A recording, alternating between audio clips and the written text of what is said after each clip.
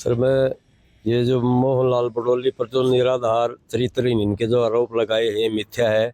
क्योंकि बडोली साहब एक ऊंचाइयों पर जा रहे थे।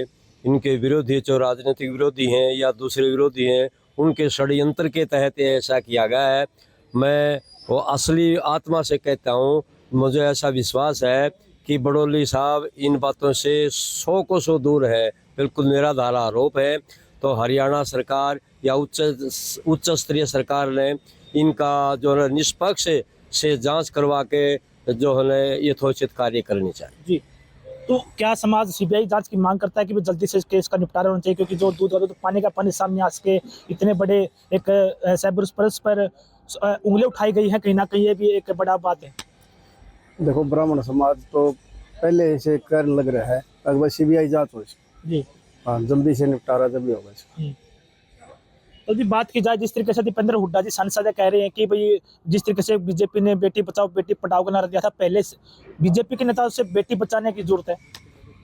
आज अगर हरियाणा के अंदर छोड़िए पूरे भारत में माननीय नरेंद्र मोदी के शासन के बाद जो बेटियों की स्थिति उज्जवल हुई है, इतिहास इस चीज का गवाह है कि आज कोई भी आदमी गर्भ में बेटी को मरने से बचा रहा है तो भारत की सरकार और हरियाणा की सरकार बनाए। इस चीज का आप देख सकते हैं, जो अपना रेशो आई है बढ़ करके, वो इस चीज का प्रमाण है। जहां तक दीपेंद्र हुड्डा जियों की बात है, दीपेंद्र हुड्डा जियों ने, मैं एक ही बात कहूंगा कि इस विषय में आप कुछ ध्यान करके बात करें, क्योंकि अपना भी आकलन कर लेना चाहिए कि हम कहाँ रहे, कैसे हैं कैसे नहीं है।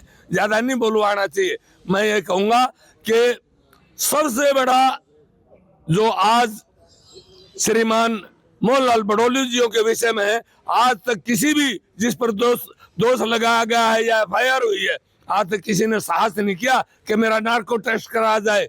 वो जय भगवान उर्फ वो क्या नाम है गायक कलाकार रॉकी मित्तल कह रहा है कि हमारा नार्को टेस्ट कराया जाए। और एक सबसे बड़ी बात बताता हूँ आपको, वो पर्यटक स्थल गवर्नमेंट ऑफ हिमाचल का है, उसके अंदर एक चीज का प्रोटोकॉल है कि धर्मपत्नी और पति के सिवाय एंट्री रूम नहीं ले सकते। वो आदमी जिसमें 2 महिलाएं और वो बताता है वो किस साजिश के तहत वहां गए हैं, ये भी संदेह का वो प्रश्नवाचक चिन्ह खड़ा करता है। और इससे ये साबित होता है कि उस आदमी के ऊपर गहरी साजिश का आरोप है। क्यों है? क्योंकि मेरे नजदीक में दिल्ली के चुनाव चले हुए और मोहनलाल बडोली उसका नेतृत्व कर रहे थे। एक तीर में कई शिकार करने के लिए कांग्रेसी लोगों का ये जो है ना षड्यंत्र है। प्रधान जी, जिस तरीके से सोशल मीडिया पे चला हुआ है कि बीजेपी के नेता लोगों के प्रति ऐसी बात सामने आई है कि भाई ऐसा उनका भी हो सकता है कि उनकी कथनी करनी हो। देखो, बीजेपी का मूल विचारधारा का आदमी एक ही चीज देखता है, पहले देश फिर पार्टी फिर उसका घर। जो लोग इस तरह के हैं वो कन्वर्टेड हैं। बीजेपी का कोई आदमी ऐसा नहीं है जो देश हित में विचारधारा रखता हो। ये और तरह के आदमी है जो बैकडोर से एंट्री किए हुए हो सकते हैं। बीजेपी का आदमी कोई भी इस चीज का निंदा नहीं। जिस तरीके से बैठकें की जा रही है, सम्मेलन बुलाए जा रहे हैं या फिर जनसभा की जा रही है बडोली जी के पक्ष में, अगर आरोप प्रत्यारोप बाद में कुछ और पिक्चर क्लियर होती है तो फिर क्या समाज स्टैंड लेगा? समाज स्टैंड लेगा जी, सच्चाई के साथ है। ब्राह्मण समाज हमेशा सच्चाई के साथ रहा है और सच्चाई के साथ खड़ा रहेगा। तो हम तो जो है नहीं बडोली साहब को बिल्कुल साफ सभी का इंसान मानते हैं। उसके अंदर जो है नहीं साधु संतों वाले विचार हैं उनके, बहुत ही जो है नहीं, क्योंकि एक हफ्ते के अंदर है 2-3 दिन व्रत रखना और जो है नहीं भगवान का नाम पूजा पाठ करना, तो एक साधु संत ही कर सकता है ऐसा। तो जो इस प्रवृत्ति का आदमी होगा तो गलत काम कभी नहीं करेगा। तो जहां तक देखे जाते हैं, जो ऐसे मामले आते हैं तो बीजेपी के नेता लोगों पर ऐसे सवाल उठाए जाते हैं, तो ऐसा क्यों होता है? क्यों उनके नाम को आगे कहते? देखो, ये तो जो है ने सवाल जो उठाते हैं वो गलत उठाते हैं। इसकी छवि को खराब करने के लिए जो है ये उठाए हैं कि कभी ये दोबारा जो है ना इसका अध्यक्ष ना बन जाए, क्योंकि इसकी अध्यक्षता के अंदर हरियाणा के अंदर चुनाव हुए और पूर्ण बहुमत की सरकार लेकर के नहीं आए, क्योंकि 36 बरादरी को इन्होंने साथ जोड़ करके नहीं इन्होंने काम किया और सारा ब्राह्मण समाज जो है उसके साथ खड़ा है। आज जिस तरीके से ब्राह्मण समाज बडोली जी के पक्ष में खड़ा है, तो लोकसभा चुनाव में जो आपके समाज रमेश कोसे की बात की जाए, एक वीडियो वायरल हुई थी, उसके बाद से कहीं ना कहीं टिकट कट गई थी, तो क्या समाज ने उस समय खड़ा होना था? देखो जी, उस समय का जो है इतना वो नहीं हुआ था प्रचलित, तो एन मौके पर कोई बात आई थी टिकटों के बारे में और उनका टिकट कटा ना कटा, क्या हुआ और क्या नहीं, इस बात का हमें कोई पता नहीं। तो जिस तरीके से अब आरोप प्रत्यारोप लगाए जा रहे हैं, तो क्या मानते हैं कि इसमें कितनी सच्चाई है? कांग्रेस बीजेपी कहीं ना कहीं कटघरे में खड़े करते नजर आ रही है।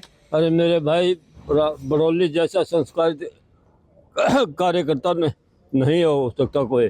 जो व्यक्ति इस पर ये लांछन लगाता है ना, वो व्यक्ति जो है, लड़ाई तो लड़ो, इसमें कोई दो राय नहीं, लेकिन अच्छे ना लड़ो, ये अच्छी लड़ाई है।